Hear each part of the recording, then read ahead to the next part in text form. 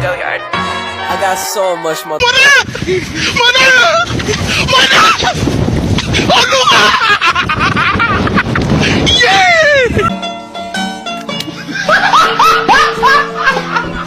Are ya ready, kids? Aye, aye, Captain! I can't hear you. Aye, aye, Captain! Oh! Fucking design on right now. Break it down, bring it back, make it clap. I got 3 old thoughts, new block, wear that dick. Bitches on my line, and you know Assalamualaikum warahmatullahi wabarakatuh. Kami dari kelompok 6 akan mempresentasikan sebuah tema yang berjudul Pengembangan dan Pembangunan Agribisnis di Indonesia dan Provinsi Jambi dalam faktor eksternal dan internal. Selamat menyaksikan. Baik, di sini saya Dimas Adi Saputra dengan NIM 1 Jadi saya akan membacakan hasil diskusi kami yang berjudul Pengembangan dan Pembangunan Agribisnis di Indonesia dan Provinsi Jambi faktor internal faktor eksternal. Pengembangan usaha agribisnis di Indonesia. Agribisnis merupakan bisnis berbasis usaha pertanian atau bidang lain yang mendukungnya, baik di sektor hulu maupun hilir. Dengan kata lain, agribisnis adalah cara pandang ekonomi bagi usaha penyediaan pangan. Agribisnis di Indonesia adalah negara agraris. Indonesia adalah negara agraris di mana mayoritas penduduknya adalah kaum tani. Negara agraris menjadikan Indonesia memiliki wilayah yang luas serta kaya akan lahan yang subur untuk bertani. Saya akan melanjutkan materi dari Dimas Adi. Prospek perkembangan agribisnis di Indonesia.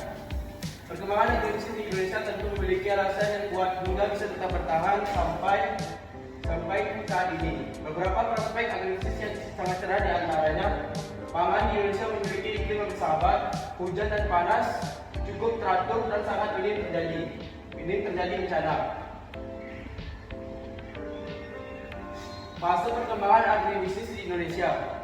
Yang pertama ada fase konsolidasi, yang kedua ada fase dekonstruksi, yang ketiga ada fase krisis, dan yang keempat ada fase desentralisasi. Baik, perkenalkan nama saya Rita Disnania dengan NIM 1B022172. Di sini saya akan melanjutkan materi yaitu tentang potensi dan pengembangan agribisnis di Provinsi Jambi, yaitu paradigma pembangunan transmigrasi mengalami perubahan secara signifikan dari demografis, pengurangan kepadatan penduduk ke paradigma pembangunan daerah. Sebuah kawasan transmigrasi harus terintegrasi dengan pusat-pusat pertumbuhan yang sudah ada atau menjadi pusat pertumbuhan ekonomi baru, yaitu Priyono 2001. Selanjutnya itu investasi pemerintah dalam membangun unit-unit permukiman transmigrasi atau UPT telah maksimal, namun masih belum seluruhnya mampu menjadi atau menopang sebuah kawasan sebagai pusat-pusat pertumbuhan ekonomi atau PPE. Sebuah hasil penelitian yang dilakukan oleh Puslit Bank Trans tahun 2000 menunjukkan bahwa pembentukan pusat-pusat pertumbuhan ekonomi di kawasan transmigrasi menemui kendala besar sehingga hanya sekitar 14% dari keseluruhan unit permukiman transmigrasi atau dalam pembinaan. Diprediksi siap menjadi pusat pertumbuhan unit permukiman transmigrasi atau UPT yang dibangun oleh pemerintah umumnya berbasis lahan sehingga kawasan tersebut potensi yang dapat dikembangkan adalah budidaya. Baik, saya akan melanjutkan penjelasan dari rekan saya. Perkenalkan, nama saya Rita Anjali Sibuklawi dengan NIM 1B022164. Di sini kita akan membahas faktor internal. Faktor internal itu meliputi karakteristik petani yang mempengaruhi dalam pemilihan pasar.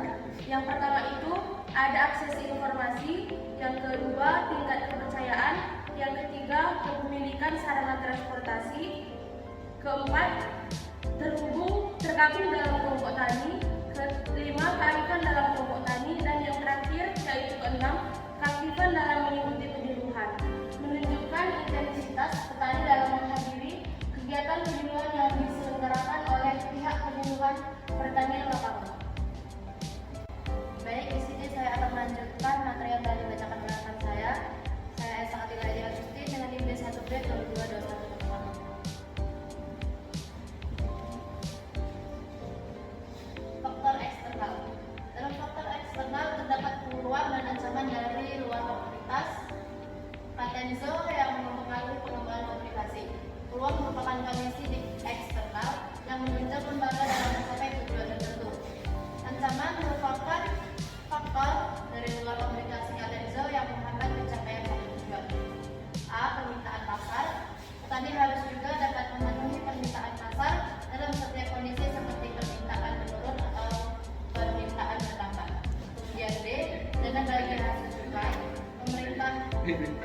membagikan bantuan tunai hasil. C. Kepada petani, contohnya pupuk subsidi. Kemudian C. Perkembangan teknologi informasi. Seperti handphone yang mempercepat komunikasi dan informasi, namun masih banyak petani yang belum menggunakan atau memanfaatkan teknologi tersebut. Sekian presentasi dari kelompok 6. Kami akhiri. Wassalamualaikum warahmatullahi wabarakatuh.